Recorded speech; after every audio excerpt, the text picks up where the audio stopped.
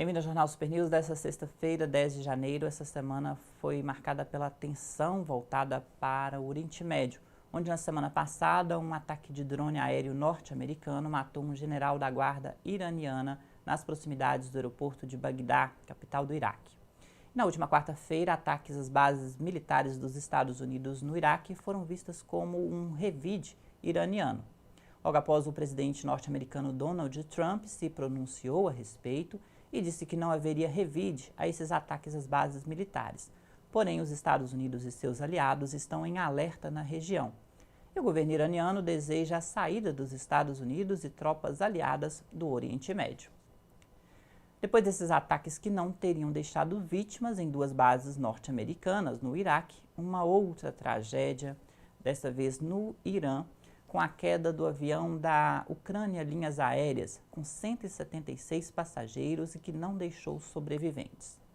O governo iraniano, de posse da caixa preta do avião, está analisando as causas oficiais do acidente e ainda não divulgou as informações oficiais e não deu maiores detalhes. O Irã se nega a compartilhar as informações com a empresa Boeing que produziu os aviões, como manda as leis internacionais. As vítimas desse acidente com o avião são maiorias ucraniana, iranianos, canadenses, afegãos e suíços. O governo iraniano nega que a aeronave tenha sido abatida por um míssil. Ontem, o primeiro-ministro canadense Justin Trudeau chegou a afirmar essa possibilidade. E o fato agora leva diversas companhias aéreas a mudarem suas rotas no Oriente Médio, inclusive com a mudança de espaço aéreo ali no Irã, evitando esse espaço aéreo de tensão por lá.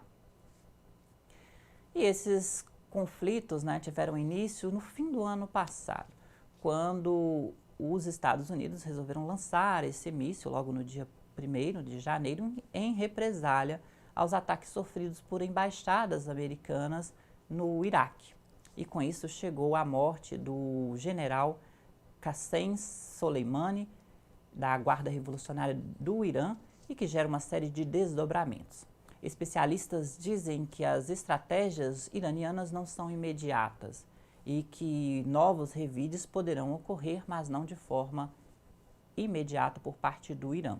Mas a tensão também se dá pelo alerta em que o Irã já deixou bem claro que não irá cumprir acordos internacionais com os Estados Unidos, como, por exemplo, do enriquecimento de urânio, que é utilizado em armamento nuclear.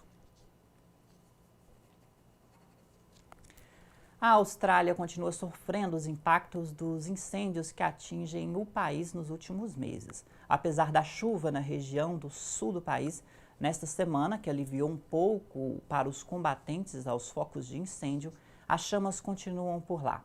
Essa semana, a fumaça dos incêndios que consomem as florestas do país há pelo menos 5 meses chegou aqui na América do Sul, no nosso espaço aéreo, chegando também ao Rio Grande do Sul, aqui no Brasil. Segundo especialistas, não há risco para a população, visto que a fumaça se dissipa pelo ar. Esse tem sido os piores incêndios dos últimos anos na Austrália. Milhares de pessoas já deslocaram de suas casas no país. Pelo menos 26 pessoas morreram e milhares de animais foram mortos em decorrência dos incêndios, que atingem as áreas florestais, principalmente nas regiões sul e sudeste australiana, nas províncias de Nova Gales do Sul, Vitória, Queensland e sul da Austrália.